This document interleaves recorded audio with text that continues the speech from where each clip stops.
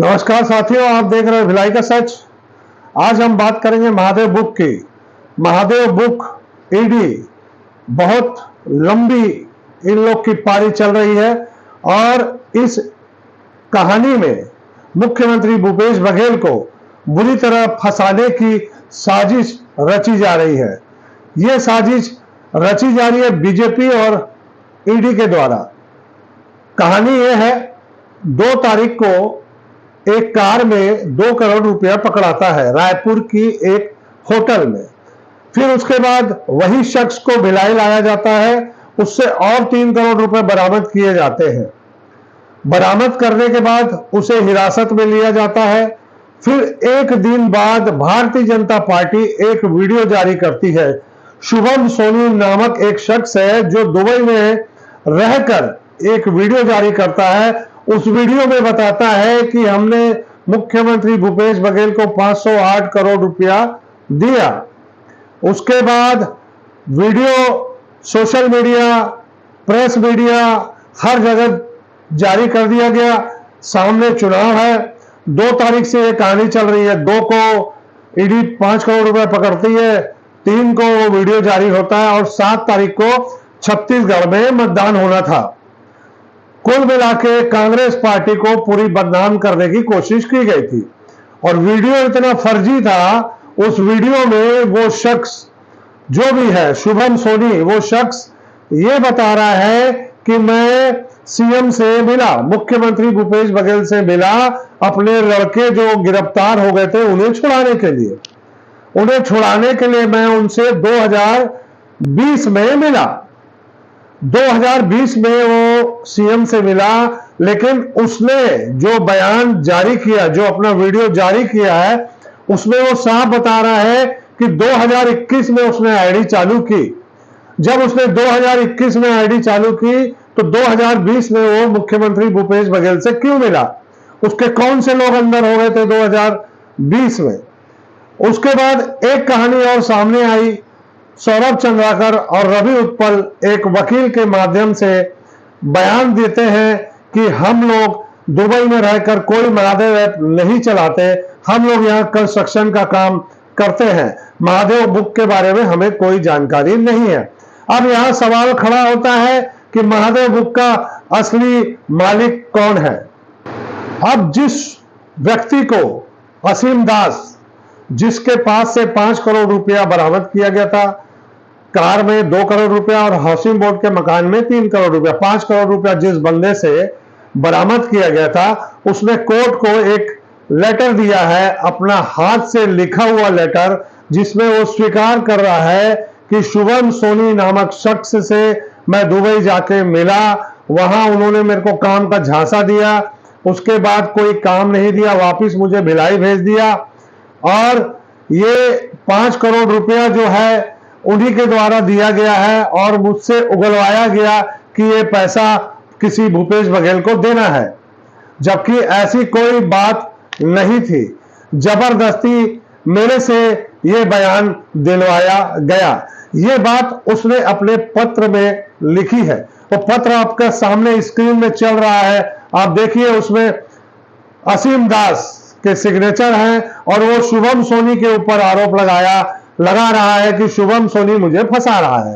तो शुभम सोनी को गिरफ्तार करने की वो मांग भी कर रहा है और वो बता रहा है कि ये सोची समझी साजिश है मुख्यमंत्री भूपेश बघेल को फंसाने की।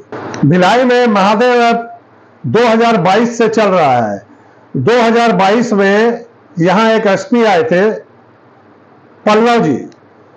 पल्लव ने महादेव ऐप पर ताबड़तोड़ कार्रवाई शुरू की थी।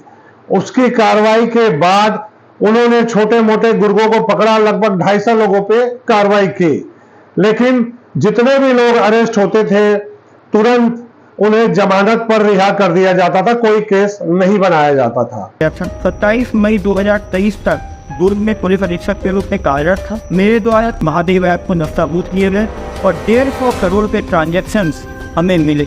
और महादेव ऐप नेशनल पिक्चर ने इसीलिए आया क्योंकि छत्तीसगढ़ पुलिस ने उसके ऊपर सतत कार्रवाई। मैं ये स्पष्ट करना चाहता हूँ कि माननीय मुख्यमंत्री छत्तीसगढ़ शासन भूपेश बघेल सर द्वारा क्लियर इंस्ट्रक्शंस सारे पुलिस अधीक्षकों को, स्पेसिफिकली दुर्ग और रायपुर के पुलिस अधीक्षक को दिया गया था कि महादेव ऐप के ब्रांचेस शहर के अंदर, राज्य में कहीं भी और देश के भी कहीं पर हो तो उस पर छापामार कार्रवाई करनी है। मैं 27 अप्रैल 2022 से लेके 27 मई 2023 तक दुर्ग में पुलिस अधीक्षक के रूप में कार्यरत था। इस बीच मेरे द्वारा 40 ब्रांचेस को देश भर में महादेव ऐप को नस्ताबूद किए गए, जिसमें कि 8 अलग अलग राज्यों में जाकर टीम ने कार्रवाई। इसमें 15 करोड़ से ज़्यादा पैसे फ्रीज किए गए और 150 करोड़ रुपये ट्रांजैक्शंस हमें मिले। करीब 250 लोगों को गिरफ्तार किया गया। सारी गिरफ्तारियां मीडिया के सामने लाइव प्रेस कॉन्फ्रेंस होता था, जिसमें मेरे द्वारा उनसे जो पकड़े गए लोगों से प्रश्न पूछा जाता था और मीडिया बंधु भी अपने प्रश्न पूछ सकते थे। पूरे पारदर्शिता के साथ महादेव ऐप पर दुर्ग पुलिस ने लगातार कार्रवाई किया। ये कहना गलत होगा कि हमें किसी कार्रवाई के लिए किसी भी तरह से कोई रोक टोक था। माननीय मुख्यमंत्री जी को जब भी हम कार्रवाई करते थे इसके बारे में जानकारी देते थे, वो स्वयं इसकी जानकारी देते थे और लगातार कार्रवाई करने के लिए निर्देशित करते थे। ये कहना गलत होगा कि माननीय मुख्यमंत्री द्वारा कभी भी मुझे इसमें कभी भी रोका गया हो। मेरे रेंज आईजी एवं डीजी सर द्वारा भी एसपी कलेक्टर कॉन्फ्रेंस में ये स्पष्ट निर्देश दिए गए थे कि ऑनलाइन बेटिंग पे ताबड़तोड़ कार्रवाई करनी है और इसकी वीकली मॉनिटरिंग की जा रही है, क्योंकि इसके सरगना यूएई में, दुबई में रहते थे। मेरे द्वारा तुरंत उनके लुकआउट सर्कुलर इशू किए गए। उनके खिलाफ 4 FIR 420 IPC के तहत की गई, क्योंकि विभिन्न राज्यों में इनके फाइनेंस फैले हुए थे तो इंटरस्टेट कोऑर्डिनेशन करने की आवश्यकता थी, क्योंकि पुलिसिंग जो है वो स्टेट सब्जेक्ट है। इसके बावजूद हमने 8 राज्यों में जाके 17 ब्रांच को जो है वहाँ के पुलिस की कोऑर्डिनेशन में नस्ताबूद किए। मेरे द्वारा मेरी छवि को धूमिल करने के लिए इस तरह से स्ट्रिंग ऑपरेशन जो है वो चलाया जा रहा है। मैं नक्सल अभियान में 6 वर्ष दंतेवाड़ा में पदस्थ रहा और 1 वर्ष दुर्ग में पदस्थ रहा हूँ। लगातार जितने गैर कानूनी कार्य हैं उस पर लगातार मेरे द्वारा कार्रवाई की गई है। मुझे खेद है कि मेरे इंटरव्यू को तोड़ के मरोड़ के गलत ढंग से पेश किया गया।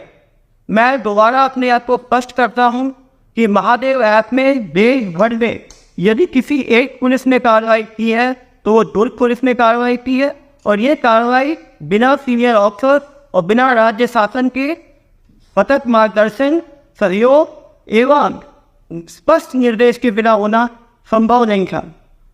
मैं लगातार महादेव ऐप कैसे काम करता है, क्या है, जब 2022 में दुर्ग पुलिस ने महादेव ऐप पे काम करना शुरू किया था तो उस टाइम लोगों को महादेव ऐप के बारे में पता नहीं था, उसके संचालन के बारे में पता नहीं था, वो कैसे काम करती है उसके बारे में पता नहीं था। हमारे प्रेस लाइव कॉन्फ्रेंस के कारण लोगों को महादेव ऐप की इंटेंसिटी के बारे में और महादेव ऐप नेशनल पिक्चर में इसीलिए आया क्योंकि छत्तीसगढ़ पुलिस ने उसके ऊपर सतत कार्रवाई की, अन्यथा महादेव ऐप का जो है फलता खुलता रह जाता है। जब भी एनफोर्समेंट डायरेक्टरेट ने हमसे डॉक्यूमेंट्स मांगे, हमने विधि संगत सारे डॉक्यूमेंट्स ईडी को सौंपे, जो दिखाता है कि पुलिस की कोशिश थी कि राष्ट्रीय एजेंसी और स्टेट एजेंसी मिलकर इस महादेव ऐप के ऊपर घातक हमला कर सके, और मैं जाने के बाद भी दुर्ग में लगातार महादेव ऐप पे कार्रवाई हो रही है। एसपी पल्लव जी का कहना था कि महादेव ऐप के बारे में हमारे मुख्यमंत्री, हमारे वरिष्ठ अधिकारी पुलिस के, छत्तीसगढ़ के इन्होंने हमें साफ शब्दों में कहा था कि महादेव ऐप पर जबरदस्त कार्रवाई की जाए। इस वजह से हम लोग महादेव ऐप पर कार्रवाई कर रहे थे।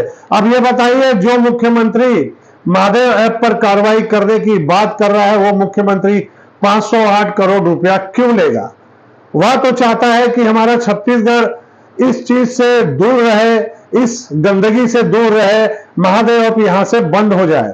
उन्होंने ताबड़तोड़ कार्रवाई करवाई थी, सोशल मीडिया में भी जारी हुआ, हर जगह इस बात की जानकारी है। सोशल मीडिया में आप 2020-2022 के वीडियो देखें तो 2022 में पल्लव दुर्ग के एसपी बने थे। उनके एसपी बनने के बाद 6 महीने उन्होंने यही काम किया, सिर्फ महादेव ऐप में लगे रहे और हर दिन उनकी एक प्रेस कॉन्फ्रेंस होती थी महादेव ऐप को लेकर।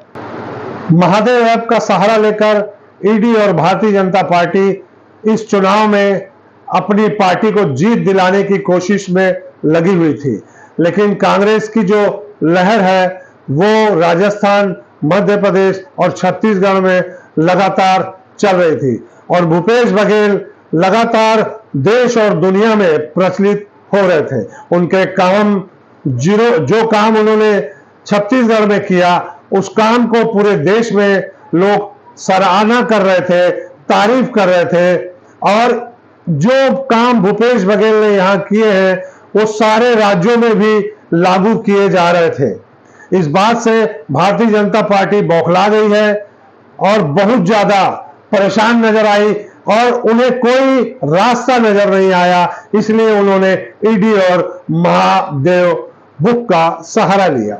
ईडी ने कई लोगों को गिरफ्तार किया, जिसमें आईएएस आईपीएस भी शामिल हैं।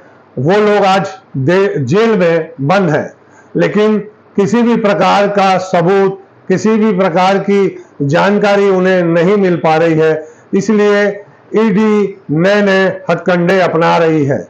ईडी ने इन 2 सालों में 2021-22 से ये कार्रवाई चल रही है, एक बार भी कभी प्रेस रिलीज नहीं किया।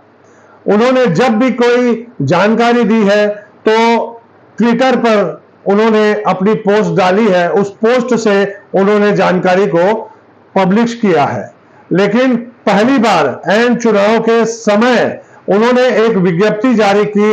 इस विज्ञप्ति में भूपेश बघेल को 508 करोड़ लेने की बात कही और सिर्फ उसी शख्स ने, जो शख्स 2 करोड़ और 3 करोड़ भिलाई में जिस शख्स से पकड़ाता है असीम दास, उस शख्स के कहने पर ईडी ने इतना बड़ा आरोप मुख्यमंत्री भूपेश बघेल के ऊपर लगा दिया।